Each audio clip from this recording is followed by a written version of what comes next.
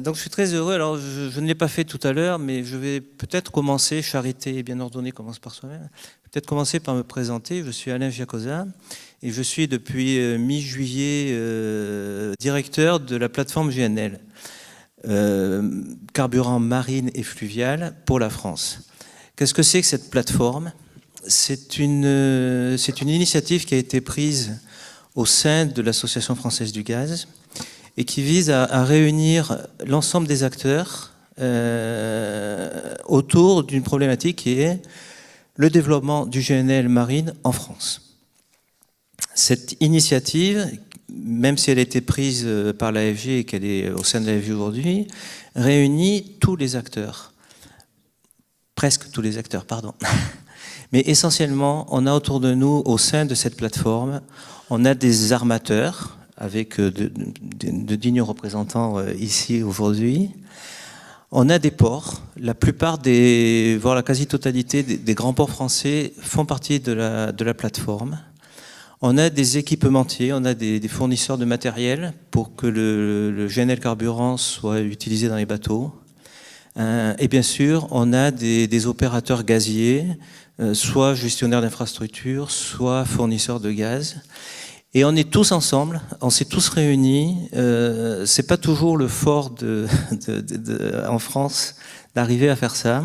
On est tous réunis dans un objectif commun qui est de développer le GNL marin.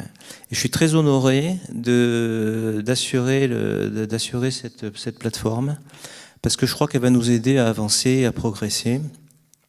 Et à progresser, c'est une initiative industrielle, mais on a aussi l'intention de progresser avec l'administration, parce que l'administration est aussi un acteur important et que pour développer les projets, on aura aussi besoin d'avoir les réglementations en place qui soient efficaces.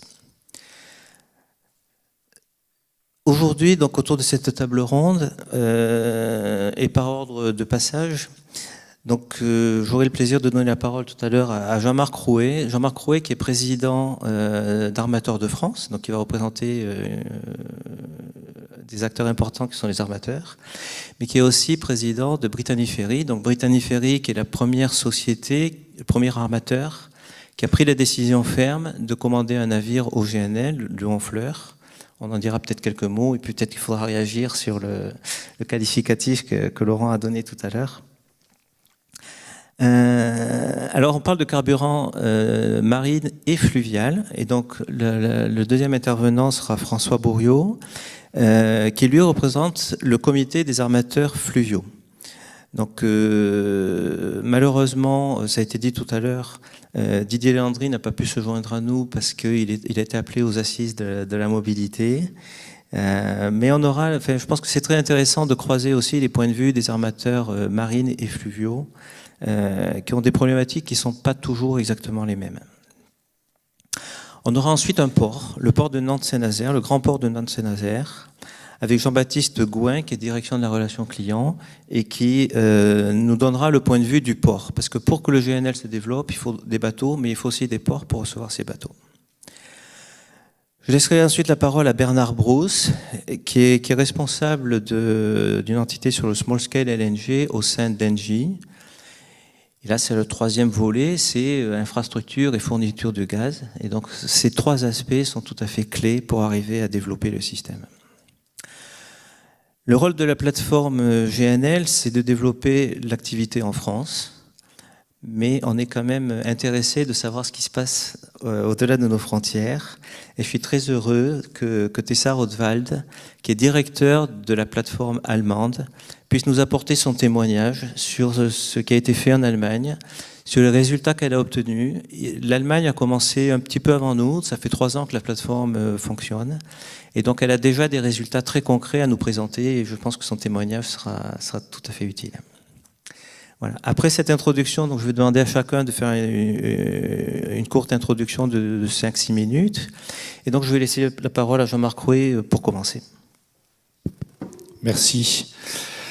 Bien, déjà pour commencer, je vais récupérer un peu de laurier pour moi, puisque c'est vrai que la plateforme LNG, plateforme gaz, elle est quand même née au sein de notre dernière réunion du session plénière du BP2S où on animait avec Jean-Bernard Erhardt et puis Monsieur Mahler, donc cette plateforme GNL. Et puis ensuite, vous êtes venu au sein de cette instance, puisque malheureusement, le BB2S et mon trésorier qui est ici ne me dira pas le contraire, a quelques soucis donc de survie. Donc, on est bien content que vous ayez repris le relais. Alors, en ce qui concerne notre filière maritime, la filière de transport et de services maritimes, le choix n'est pas si simple que ça en matière de choix donc de transition énergétique.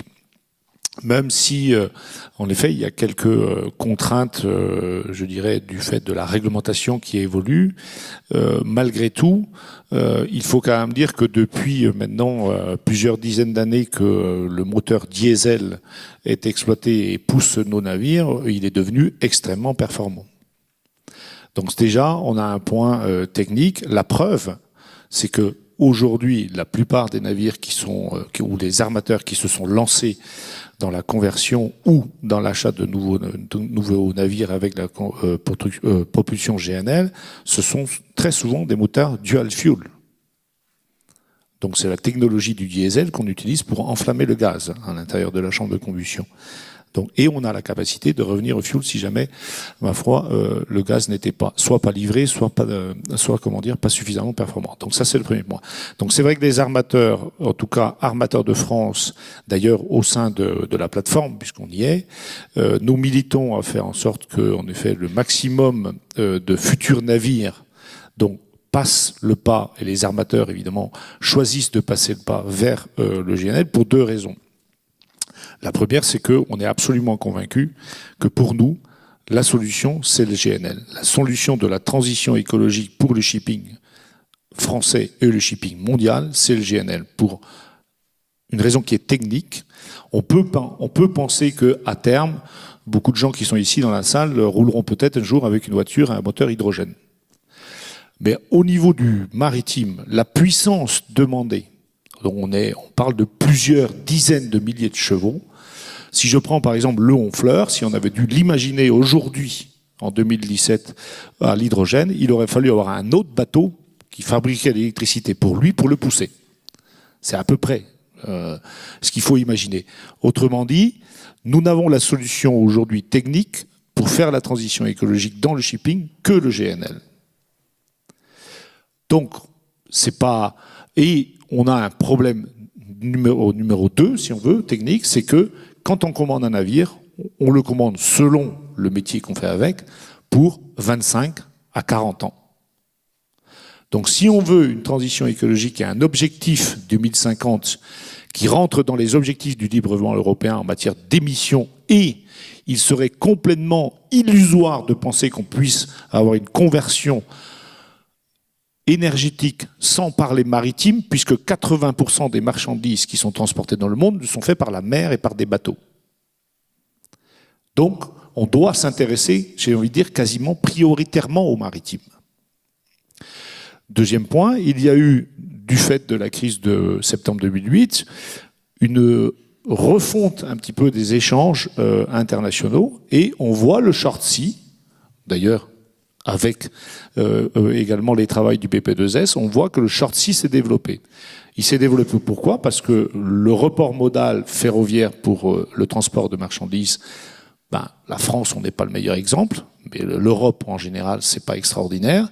Et c'est donc le maritime qui a, par les politiques publiques européennes et nationales, conditionné à ce nouvel élan du short sea. Donc là aussi, ce développement s'est fait au bénéfice de prendre des camions de la route pour les amener sur d'autres modes, donc multimodaux. Il faut imaginer que ce transport aujourd'hui nouvellement créé fasse sa conversion énergétique, et la seule solution technique du maritime, je le répète, c'est le GNL. Donc on milite. Pour ce faire, le premier message, évidemment, c'est et je laisserai Jean-Baptiste en parler, c'est évidemment nos bateaux ont pour destination d'aller dans les ports. C'est là qu'ils font leur soûtage, comme on dit, donc le chargement de leur carburant. Il faut évidemment pour cela qu'il y ait suffisamment de ports équipés, même si, comme l'a présenté monsieur tout à l'heure, on peut en transporter d'un terminal, on peut le transporter à un bateau. Mais ça n'est valable que pour le short sea. ça n'est pas possible pour le deep sea, pour les lignes donc intercontinentales. Par contre, le deuxième point qu'il y a, c'est que dans le cas aujourd'hui de l'évolution de la réglementation à partir du 1er janvier 2020, si l'on souhaite que les armateurs qui vont lancer un plan de renouvellement de flotte, et ils sont quasiment obligés de le faire, soit par du rétrofit, soit par du scrubber, ça a été dit, ou le GNL sur des bateaux neufs. Nous militons en plus pour que l'État français et ou l'Europe mettent en place des mesures incitatives à l'investissement. Et là, je dis très clairement, il faut regarder les choses comme elles sont.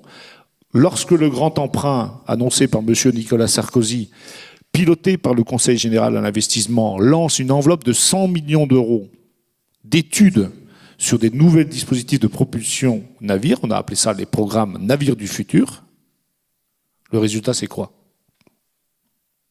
Il n'y a aucun projet qui a abouti. Donc, n'allons pas faire des révolutions là où il n'y en a pas à faire. Le GNL, c'est le carburant qu'il nous faut.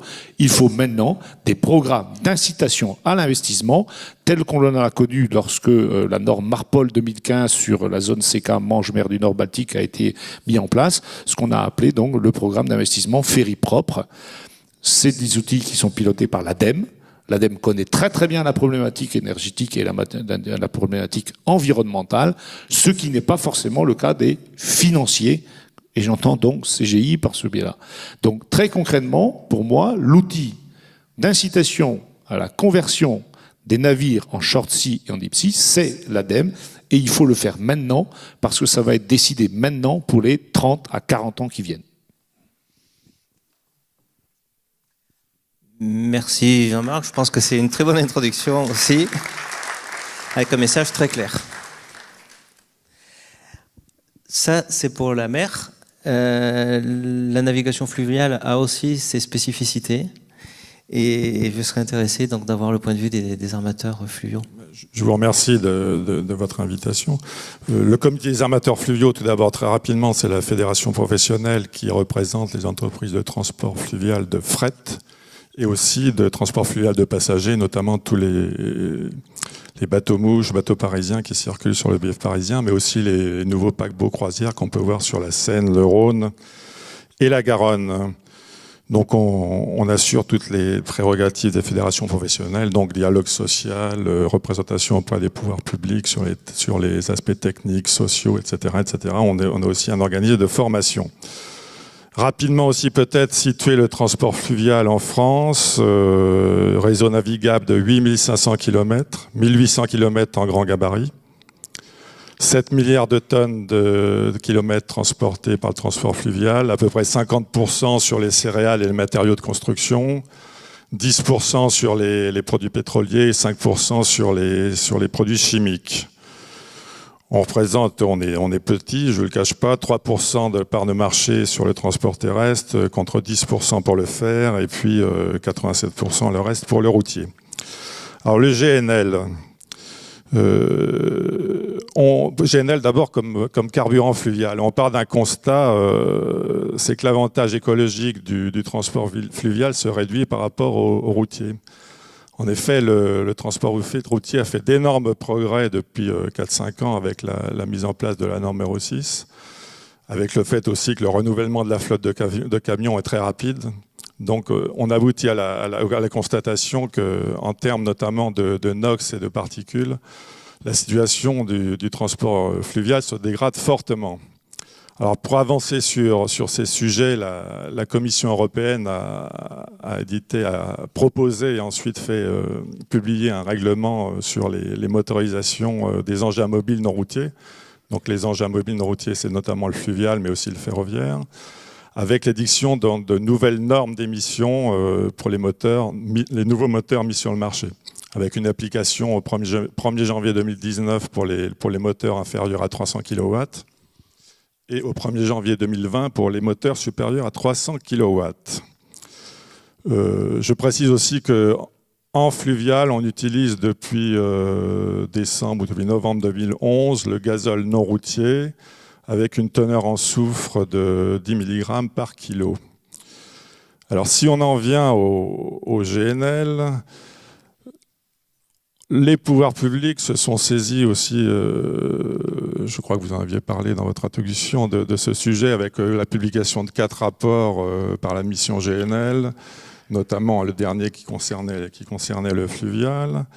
Par ailleurs, l'AFG Gaz aussi avait publié une contribution au cadre de déploiement des infrastructures pour les carburants alternatifs suite à la directive de 2014. Donc, une forte action des pouvoirs publics, mais aussi des initiatives privées.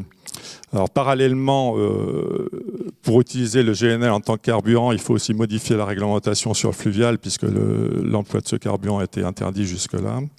Alors, il y a eu une évolution du côté de la Commission centrale de navigation du Rhin pour la navigation des bateaux sur le Rhin, donc avec une autorisation d'utiliser le GNL à partir de décembre 2016.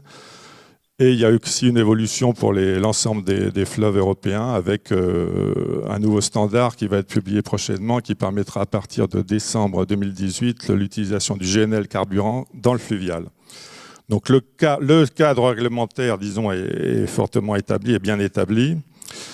Il reste que dans les faits, actuellement, il n'y a qu'une demi-douzaine de bateaux qui circulent avec du GNL comme carburant, notamment sur le Rhin. Alors pourquoi? Alors, il y a un certain nombre de freins qui s'opposent, qui freinent l'utilisation du GNL sur le fluvial. Premièrement, les premiers bateaux qui avaient été mis en place utilisant le GNL comme fluvial tablaient également sur un retour en rentabilité, vu le différentiel de prix qui pouvait exister entre le gaz et puis le pétrole. Bon, cet avantage a disparu pour l'instant, il va sans doute se rétablir prochainement. Deuxièmement, la conversion de bateaux fluviaux au GNL présente un certain nombre de surcoûts, liés notamment à la place que peut prendre la citerne, la cuve nécessaire, enfin la citerne qui remplace une cuve fuel.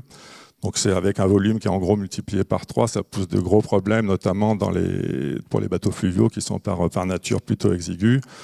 Ça peut également prendre la place réservée normalement à la cargaison et donc diminuer la rentabilité du transport.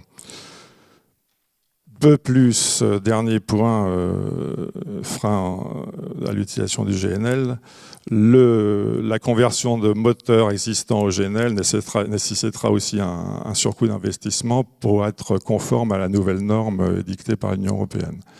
Donc on n'aura pas un avantage immédiat à l'utilisation du GNL pour répondre à la norme. Dernier point, enfin, il y a aussi la question, c'est la question de la poule et de l'œuf, comme avait évoqué monsieur tout à l'heure, c'est la question des infrastructures d'avitaillement en GNL. Si on en vient maintenant au GNL comme cargaison, nous on voit, enfin, l'ensemble des acteurs, y compris la plateforme GNL, voit deux utilisations pour le transport fluvial en GNL. Premièrement, le fluvial pourrait servir d'avitailleur pour le soûtage des bateaux dans les ports maritimes. C'est un premier débouché envisagé. Et le deuxième, donc l'approvisionnement des plateformes GNL qui pourraient être mises en place sur les ports intérieurs pour la distribution pour les routiers ou pour la distribution pour les activités industrielles utilisant le GNL. Alors là aussi, sous la responsabilité de l'ONU, donc qui régit le transport de matières dangereuses sur les voies européennes, l'accord ADN donc sur les transports de matières dangereuses a été amendé pour permettre le transport de GNL sur les voies fluviales à partir de janvier 2015. Donc là aussi, le cadre réglementaire est établi. Il reste simplement une modification supplémentaire pour permettre au transport fluvial de déployer toute son activité, c'est de permettre l'utilisation de la technologie membrane pour le transport de GNL en fluvial.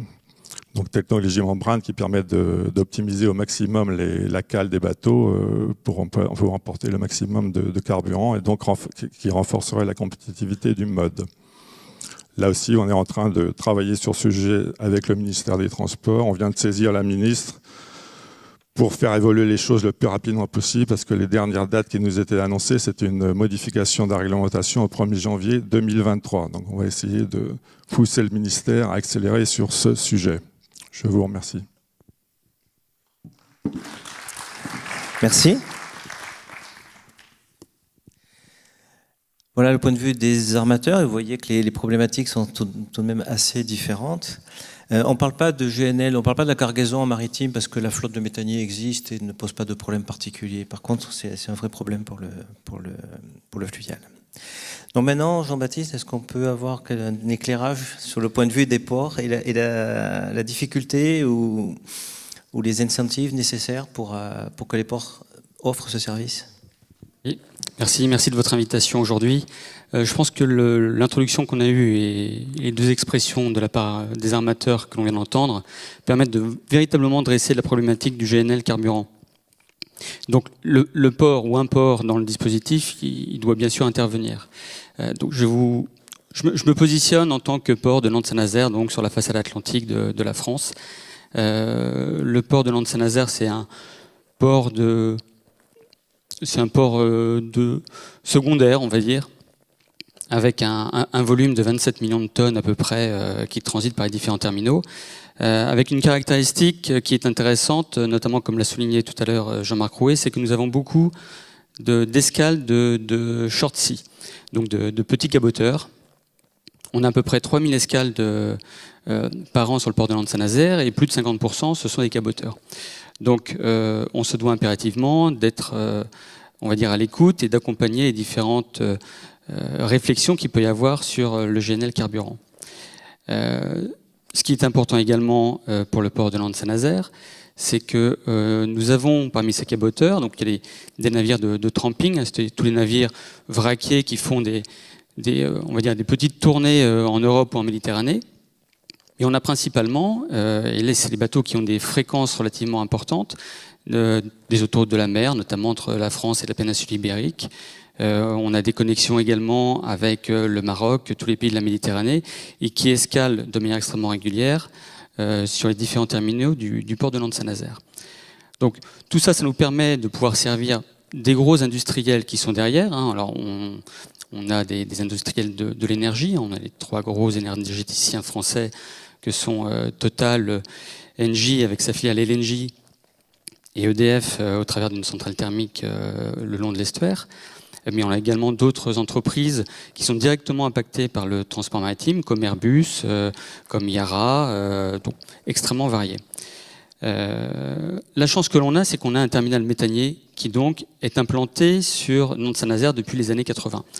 Donc initialement, le terminal méthanier était là pour pouvoir approvisionner les besoins énergétiques de la France. Hein, donc c'est de la molécule liquide qui ensuite est regazéifiée pour être intégrée dans les réseaux et transportée comme ça. Le terminal méthanier a commencé à évoluer au début des années 2010 avec cette évolution du GNL. Aujourd'hui, on n'est plus sur un terminal méthanier comme je viens de l'expliquer, mais on est plutôt sur un hub maritime dans le sens où ce terminal méthanier doit être capable de pouvoir décharger, mais recharger également des navires méthaniers dans le cadre d'une chaîne logistique qui s'est complètement globalisée, mais également pouvoir mettre à disposition du GNL pour pouvoir charger des camions. Donc aujourd'hui, le terminal méthanier de Montoire de Bretagne est complètement équipé pour pouvoir assurer toute la palette de services qui est demandée aujourd'hui par les différents besoins en termes logistiques. Alors, le GNL carburant, comment est-ce que le port, ou les ports d'ailleurs, s'y intéressent de manière générale? Ça a commencé avec la mission GNL Geoffroy-Mahler, aux alentours de 2012. Donc nous avons tout de suite travaillé avec l'opérateur du terminal méthanier LNG pour pouvoir appréhender le marché, appréhender la réglementation, appréhender les évolutions liées à l'exploitation. C'est par exemple l'adaptation des appontements du terminal pour pouvoir recevoir des micro-méthaniers qui ensuite seront amenés à pouvoir souter des navires en mer ou dans d'autres ports de la façade atlantique. Donc tout ça, ce sont des actions sur lesquelles nous travaillons. On travaille avec l'AFG également pour toutes les problématiques et l'identification des besoins du marché, notamment sur la côte atlantique en termes de GNL carburant. Quel sera-t-il en 2025-2030 Donc on participe à toutes ces à toutes ces actions qui permettent de mieux appréhender et de voir quel est le rôle du port au sein de cette nouvelle logistique qui est en train de se mettre en place, pour pouvoir ensuite, bien évidemment, accompagner les différents clients qui vont intervenir auprès de positionnement de nouvelles infrastructures, apporter une offre de soudage, comme ça a été évoqué tout à l'heure, etc., etc. Donc tout ça, tous les enjeux qui ont été exprimés, ils nous touchent de plein fouet. On est un acteur direct parce qu'on est en lien avec l'ensemble de nos clients qui sont des armateurs. On est en lien avec le côté terrestre également. Donc on est vraiment une cheville ouvrière importante, je pense, dans le dispositif du GNL marin. Et c'est sur cette, on va dire, cette réflexion globale et ces actions que nous travaillons. Merci Jean-Baptiste.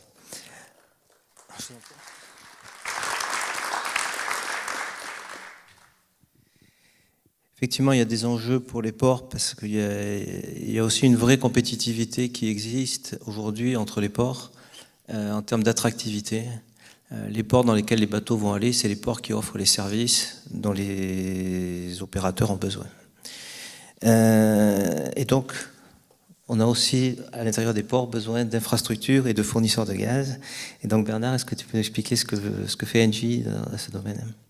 Oui, donc je vais vous décrire ce que fait Engie de par son expérience dans le GNL. Engie, c'est plus de 50 ans d'expérience de GNL. Je voudrais d'abord dire que je partage tout à fait le point de vue des autres intervenants, ce qui veut dire qu'on vit bien dans le même monde, ça c'est un point positif. Ce qui veut dire aussi un point un peu moins positif, c'est que comme il n'y a toujours pas de résultats concrets, ou peu, ça veut bien dire qu'on a un problème.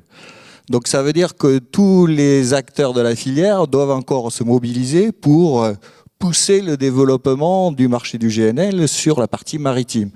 Et j'avoue que je suis un peu jaloux, en ayant entendu la plateforme précédente, de voir le développement qu'il y a eu sur le routier.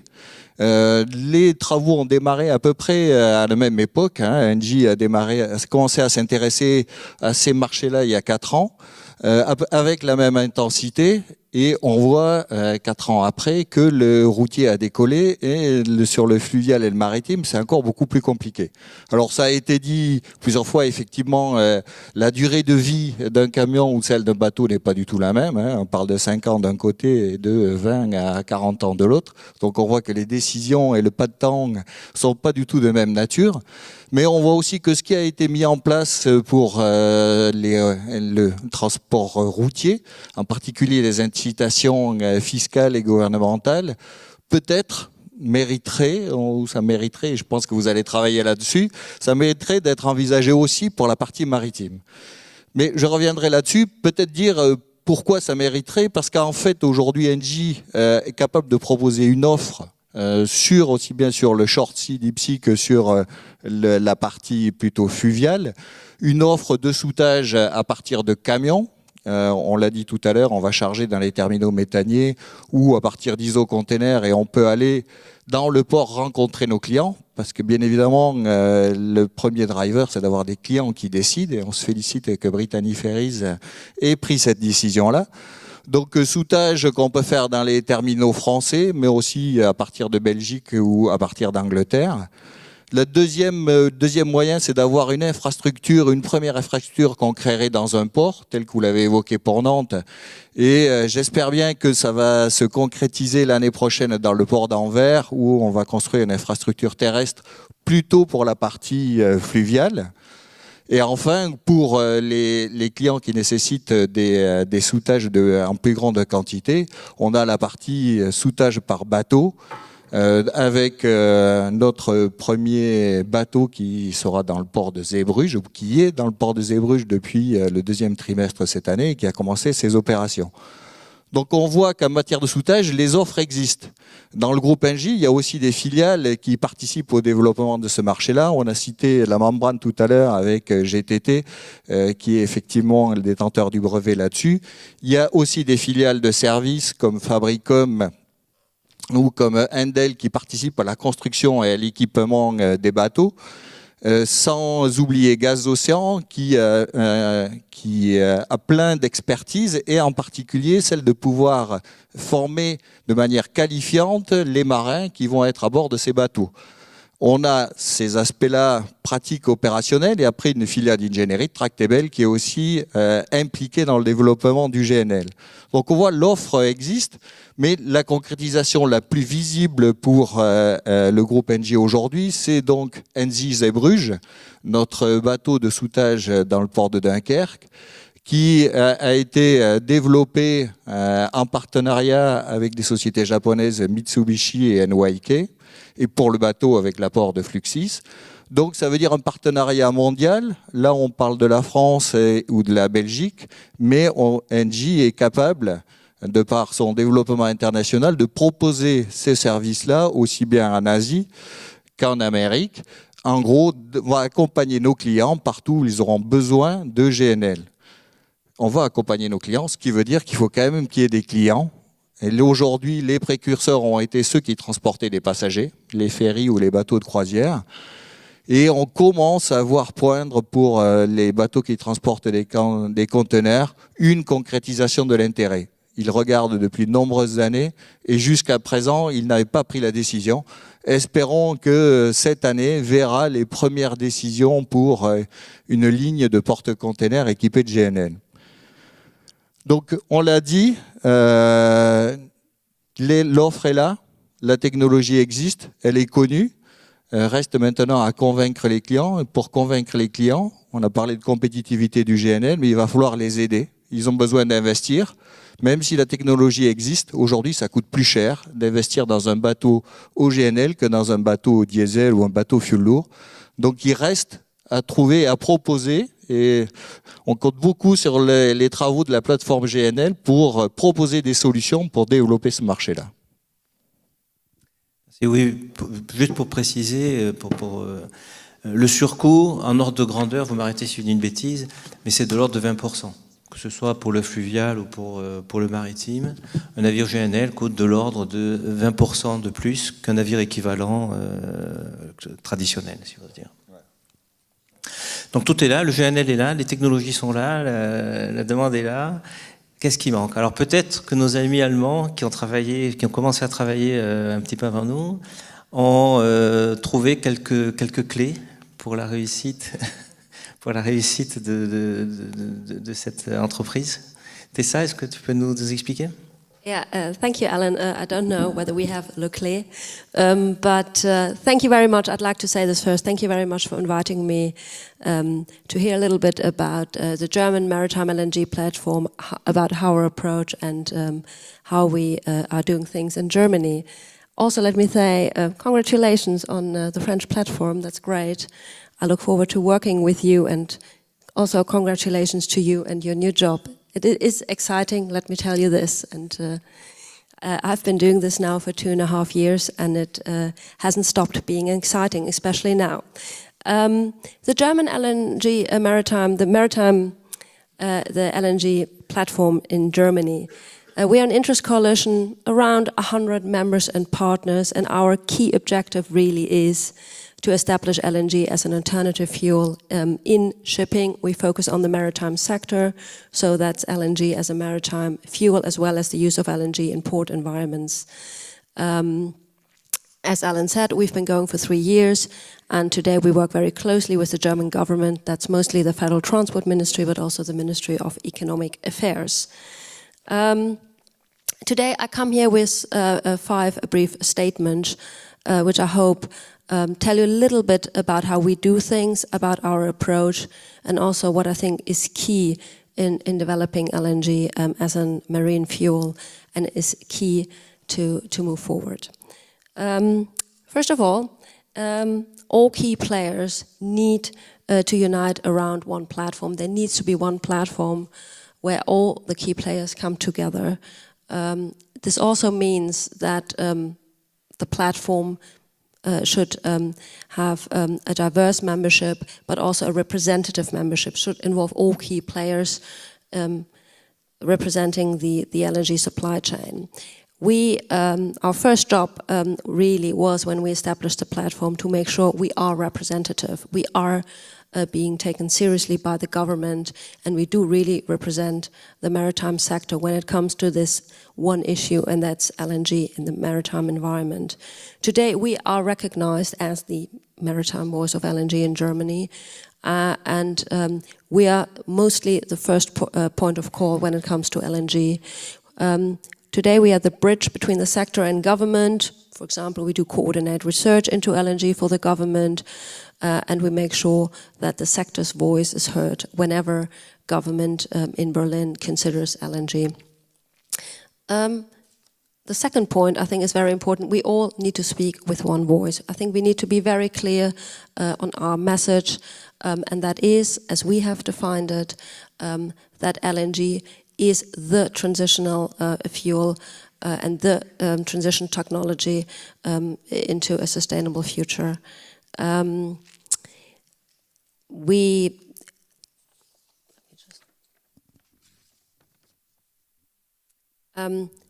think we need to be very clear that LNG is our bridge and is a technology that is mature and well developed to create change, to lower emissions right now, and to make a credible change. We in Germany talk a lot about air quality at the moment. Obviously we have a huge scandal which is still going on around Volkswagen, but the public awareness of the quality of air in our cities, not just port cities, has risen to incredible levels. So the cities are under pressure to do and to change and to improve air quality. So I think it's very important, we are very clear that change can happen fast, and the technology to do that, to improve air quality, to make shipping more sustainable, and also for shipping to make that contribution to climate change goals is LNG. That is also something I think we need to communicate very clearly in Brussels and at European levels, and I hope this is something we can work on together with other platforms across the European Union. Another issue which we have identified as being very important and we have been working with the German government on is financial support for ship owners. The approach we have taken is that what needs to be done is kind of an indirect infrastructure funding that by funding and by increasing demand for LNG.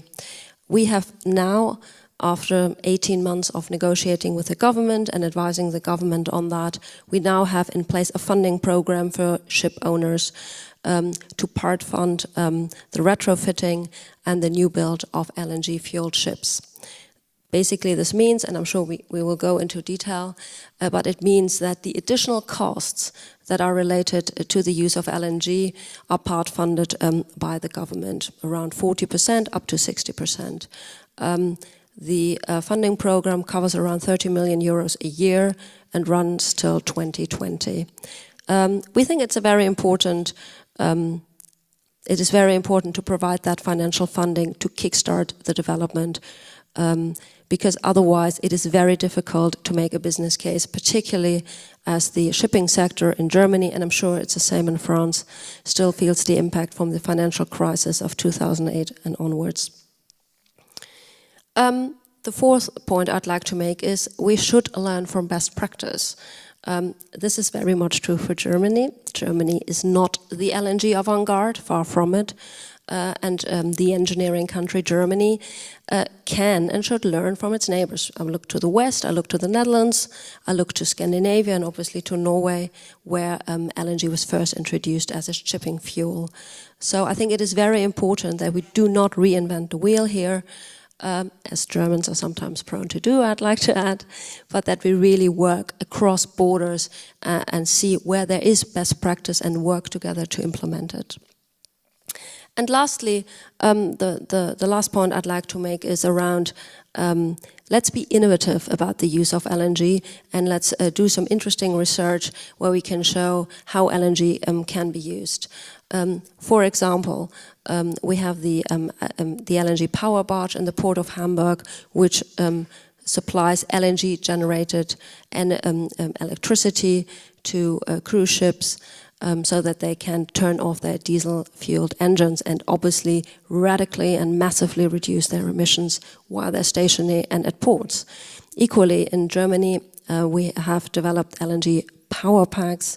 That means that container ships get those power packs fueled by LNG and get the electricity from these packs and again can turn off their engines. Another piece of research we looked into the ships that are owned by the public sector, for example, federal ministries. In Germany, federal ministries own roughly 250 ships across all federal ministry. Of course, not all of these ships are ready to be fueled by LNG, but a large number are. So what we've done, we've looked into ships in public ownership and identified those that are able to be fueled by LNG, that should be converted or that should be new built. Because in fact, a huge proportion of ships in public ownership in Germany are older than 30 years, so are powered by incredibly old diesel engines. And we think that the public sector, that is the German government, should act as a first mover and move to LNG. Because again, once you increase the demand for LNG, the infrastructure will follow. So what we then have is a market-led and demand-driven development of infrastructure, and that is something we have advised the government to do, and that we hope now, and that is also one of our key activities for the next year or so, to make the funding program that we have in place now, to make it a success, and have German and other ship owners take that opportunity, order the ships and increase the demand of LNG. Thank you very much, Tessa.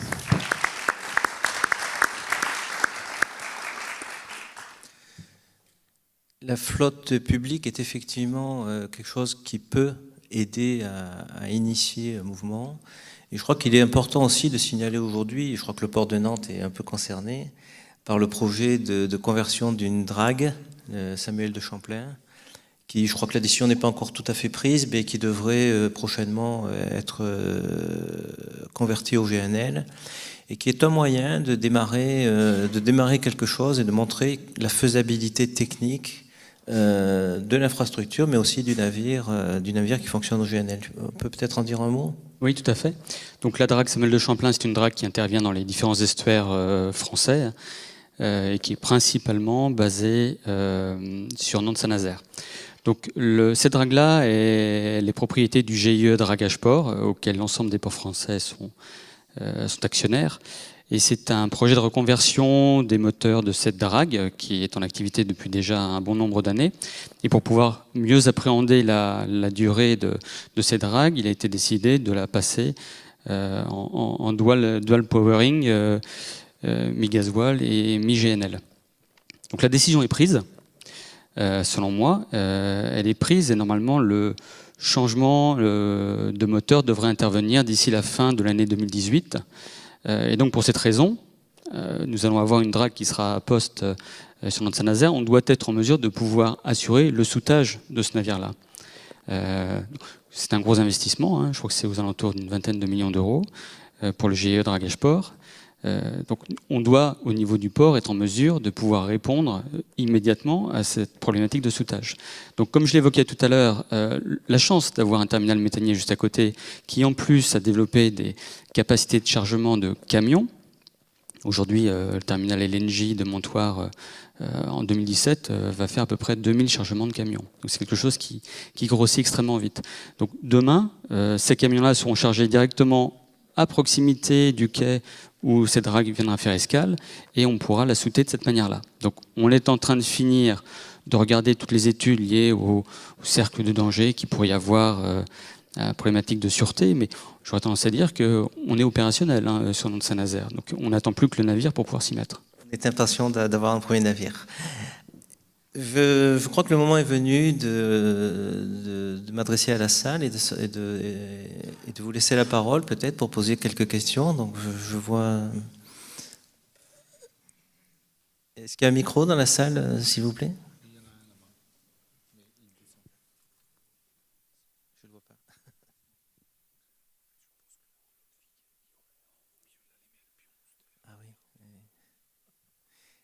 Il y a le monsieur avec la... Voilà.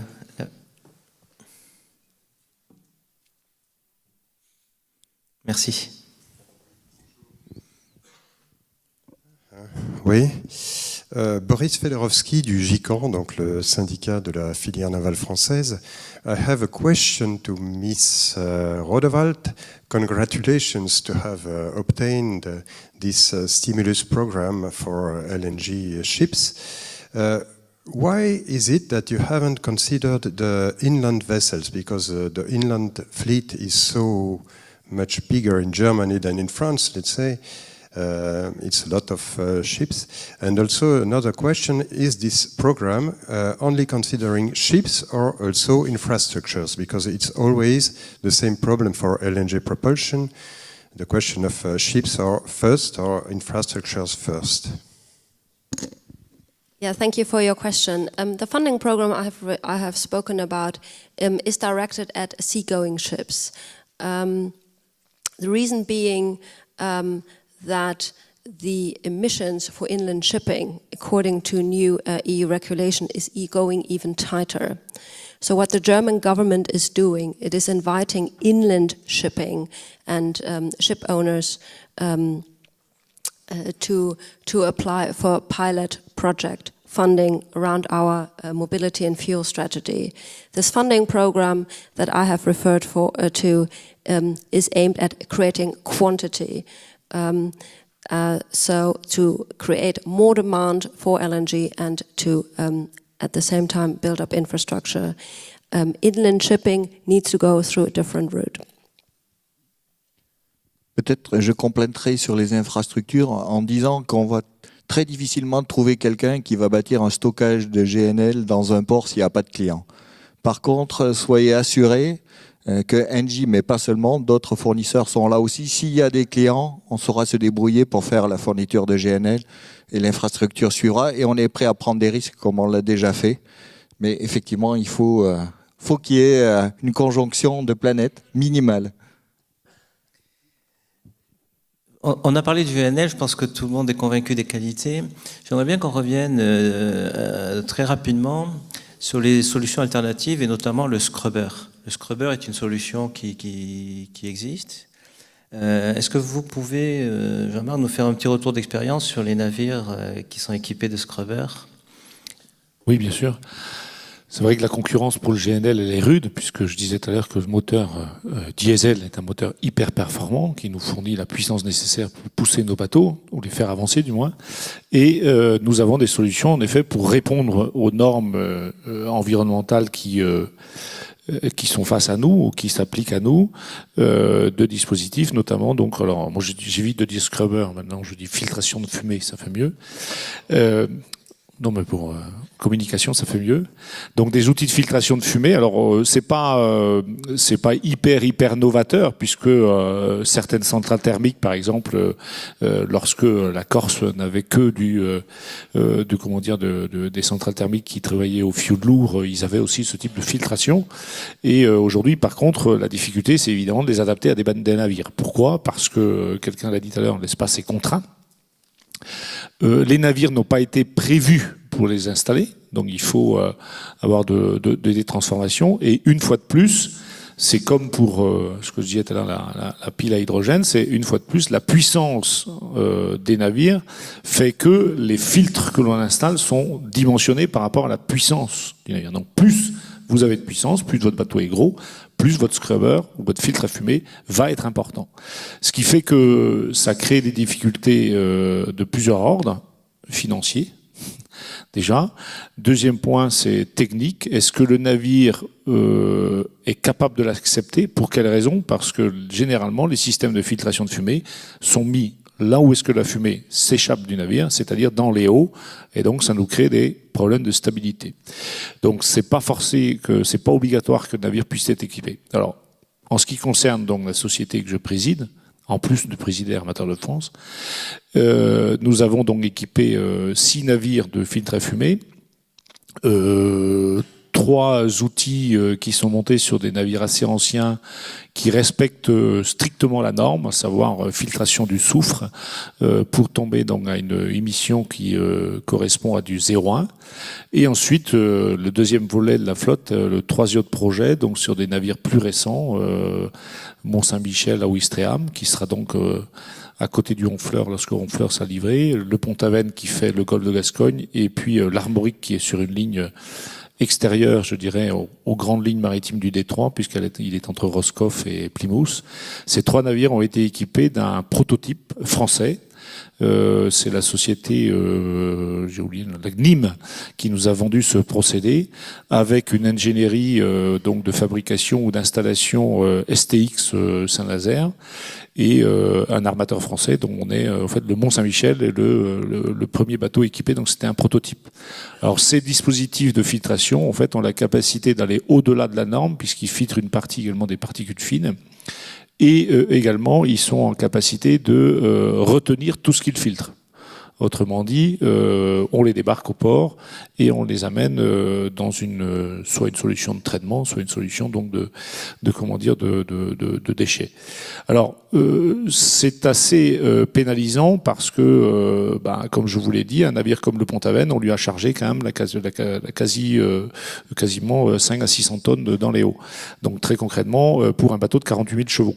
Donc c'est vrai que c'est pénalisant. C'est un investissement de près de 27 millions d'euros. Pour un bateau qu'on avait acheté à 165 millions d'euros en 2004. Donc, c'est extrêmement important. C'est pour ça que aujourd'hui, vous avez parlé de 20%. Si on prend un navire fuel lourd, sans scrubber, ou sans filtre à fumée, pardon, sans filtre à fumée et un bateau GNL, vous avez en effet cet écart de 20%. Mais en ce qui me concerne, et en ce qui concerne aujourd'hui la CK Manche, Mer du Nord, Baltique, en fait, votre différentiel, il est à faire entre un bateau au fuel avec un filtre et ou un GNL. Le comparatif, et là on descend à des chiffres qui sont plutôt autour de 10%. Voilà. Donc ça c'est la problématique. Bon, maintenant, c'est sûr que par contre, c'est ce que je disais tout à l'heure, la transition écologique, ça ne peut pas être que de la filtration de fumée. Puisque le GNL, en ce qui nous concerne, nous, alors je le prends entrée-soute, sortie tube d'échappement, pour nous c'est 25% de CO2 en moins. C'est 0 ou quasiment d'oxyde de soufre, donc c'est 0,1 aujourd'hui la norme, ça va être 0,5 pour la Méditerranée en 2020, là c'est 0. C'est quasiment une diminution du double des NOx, des oxydes d'azote, et surtout, c'est un problème important en France, c'est un problème important dans l'espace Manche, c'est 0 émission de particules fines. On n'est plus sur des problèmes de pollution, hein. Quand on parle d'oxyde de soufre et de particules fines, on n'est pas sur des problèmes de pollution. Oui, c'est une pollution atmosphérique, mais c'est un problème de santé publique. Ce qui fait que les armateurs, en tout cas notre industrie, est très allante. Je répète, ceci étant, et vous l'avez dit tout à l'heure, monsieur, c'est que en fait, il manque l'incitation qui nous permette de créer en France et en Europe, évidemment, mais ça viendra, une véritable industrie du GNL. Alors, ce qui est important à dire sur cette industrie du GNL, c'est qu'on ne va pas transformer une industrie qui va mourir vers une industrie qui va naître. Puisqu'on sait que de toute façon, en ce qui concerne le raffinage du pétrole brut, l'Europe va voir ses raffineries se fermer les unes après les autres. Mais ce n'est pas un problème de décision politique, c'est un problème d'outil qui vieillit.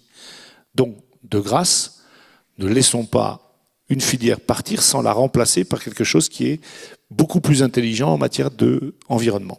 Voilà.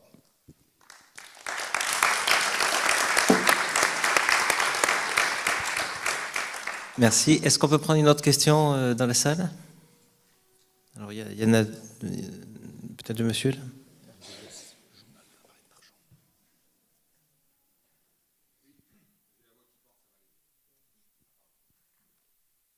Oui, bonjour, Hervé Dess, Journal de la Marine Marchande.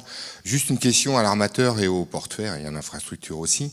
Est-ce que vous pensez qu'à un moment ou l'autre, il va falloir créer en France, voire en Europe, un genre de Yalta pour savoir où implanter des terminaux pour le GNL? Parce qu'on le voit aujourd'hui, en 2018, le navire de Jean-Marc Rouet de Brittany Ferries, excusez-moi.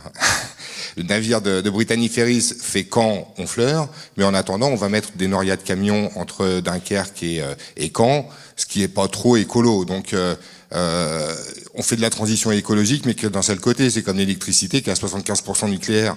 Donc, à un moment ou l'autre, est-ce qu'il ne faut pas d'abord réfléchir globalement sur l'ensemble du territoire français au niveau portuaire, je parle du GNL marin, ou mettre les terminaux? J'imagine que Nantes souhaite Nantes, mais quand la drague va dans l'estuaire de la Gironde, est-ce qu'à un moment ou l'autre, il ne faut pas aussi prévoir une multitude d'autres terminaux? Est-ce que là, les ports s'entendent pour essayer d'avoir quelque chose de cohérent avec justement les NJ qui construisent ce type d'infrastructure? En ce qui concerne le camion, peut très bien être au GNL pour transporter du GNL, ça dérange pas. Ça vous a pas échappé, et sûrement pas à toi Hervé, puisque tu as suivi l'actualité marine, qu'en 2014, notre premier projet, et justement, puisque nous n'avons pas eu les moyens suffisants d'incitation à y aller, mon premier projet, c'était 4 navires au GNL, 3 conversions sur les 3 bateaux où j'ai mis des filtres à fumée novateurs et prototypes, et avec un soutage par barge, qui était donc la barge de chez NJ qui existe aujourd'hui. Il se trouve que cette étape a été complètement détruite parce que les autorités politiques françaises n'ont pas compris l'enjeu, et sans doute qu'on avait raison trop tôt, n'est-ce pas? Maintenant, je suis maintenant à penser malgré tout que ce seront des solutions de terminaux ou des solutions de transport par voie de mer qui, en effet, seront les plus intelligents, parce que c'est plus facile de soutenir un navire avec une barge ship-to-ship que de le faire par la route. Mais aujourd'hui, on a pris une solution qui est opérationnelle et rapide. Qui ne nécessite pas d'investissement trop lourd initialement. Donc ça permet de se déployer un peu partout et éviter de choisir quel port desservir en premier. On verra dans la deuxième étape, peut-être que là, il se passera des choses différentes, mais aujourd'hui, on sait aller partout. Et peut-être côté port, parce que c'est une démarche sur laquelle on travaille quand même depuis un certain temps, parce que la question est bonne, parce que les navires vont un peu partout, il n'y a pas des terminaux méthaniers partout, il faut que la molécule, elle, soit présente, donc il y a les différents moyens qu'on a évoqués pendant cette table ronde. Mais depuis 2014, on a travaillé notamment avec LNJ et les ports de la façade atlantique française pour commencer à voir comment est-ce qu'on devait appréhender justement ces escales. Et j'aurais tendance à dire qu'aujourd'hui, on est passé à un niveau supérieur parce qu'on est dans une démarche européenne accompagnée par la Commission européenne pour faire en sorte justement de commencer à découper l'Europe et voir où est-ce qu'on pourrait positionner ces stockages de GNL, comment est-ce qu'on pourrait faire venir ces micro-méthaniers pour pouvoir souter les navires, et où est-ce qu'on a des bases importantes de GNL, donc c'est principalement là où il y a des terminaux méthaniers, et ensuite comment est-ce qu'on arrive à rendre ce service auprès des clients armateurs avec la présence de cette molécule quand ils en ont besoin. Et les terminaux méthaniers s'équipent pour pouvoir charger des petits bateaux. Ça va être le cas en Méditerranée. Ça pourrait être le cas sur la façade atlantique, comme vous l'avez dit, avec LNJ qui réfléchit à ça. On a la chance en France d'avoir un terminal méthanier sur chacune des principales façades maritimes, et Dunkerque aussi réfléchit à cette infrastructure. François Vies, tu avais une question? Il y a une question au premier rang là. Oui, François-Régis Mouton, je suis en charge à Gaz Advocacy chez Total, mais je trouve que avec Jean-Marc Rouet, j'ai trouvé mon maître, donc respect absolu.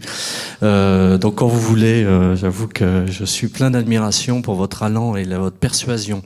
J'ai une question quand même. J'ai l'impression qu'il y a des gens convaincus. Il y a un état des lieux qui a été fait qui est intéressant et qui a l'air bien compris. Justement, qu'est-ce qui est prévu en termes d'advocacy au-delà de l'industrie qui parle à l'industrie? J'ai l'impression, on en parlait justement avec Patrick, il y a plein d'investissements qui sont faits par l'État pour des fast charge, pour des prises électriques pour les voitures, etc. Et puis pour ce dont vous avez besoin, là, il n'y a plus personne. Est-ce qu'il n'y a pas et là, ça s'adresse à toi, Alain, aussi. Et je te prie de m'excuser. Quel est ton plan d'advocacy sur ce sujet-là? Première question. Puis deuxième question, vous dites qu'il n'y a plus que 10% d'écart entre un scrubber et en termes d'investissement, si j'ai bien compris, entre un navire à scrubber scrubber et un navire au GNL. Quid de la partie totale, c'est-à-dire investissement et OPEX? Est-ce que là, l'écart se réduit ou au contraire, il s'augmente? J'aimerais en savoir un peu plus. Merci. En fait, c'est assez. Pour nous, j'ai dit, donc on a choisi un dispositif opérationnel et rapide. Il est évident que notre vision des choses, c'est d'augmenter au maximum la nôtre en flotte GNL et celle des autres pour mettre de la pression sur le coût d'acheminement, avec des solutions qui pourront être alternatives aux camions par la route.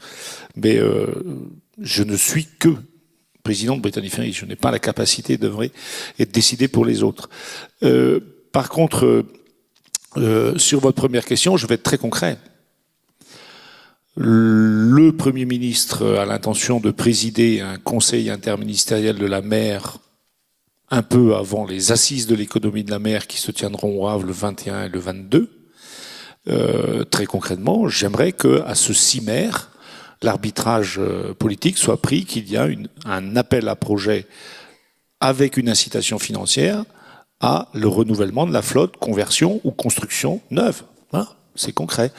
Il y a eu un dispositif qui a été doté de 80 millions d'euros, je vous l'ai dit, comme l'histoire du navire du futur, ça a été nul, ou quasiment nul. Il n'y a eu aucun bateau GNL.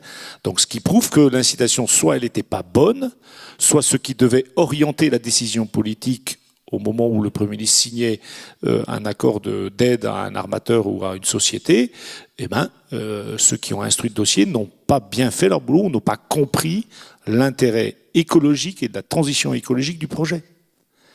Donc il faut sans doute modifier les méthodes de décision, les méthodes d'évaluation des projets et les confier à des gens qui savent le faire. C'est l'ADEME. Pour moi, c'est clair, c'est l'ADEME. Et on a l'outil, et en plus, je pense que si on dit ça au ministère de la Transition écologique et solidaire, ils sont à peu près d'accord. Peut-être je vais profiter de la question pour en même temps conclure cette table ronde. Ce qu'on a fait déjà, c'est que la plateforme existe. Et je crois qu'en soi, c'est un signal fort. On est là, on va travailler.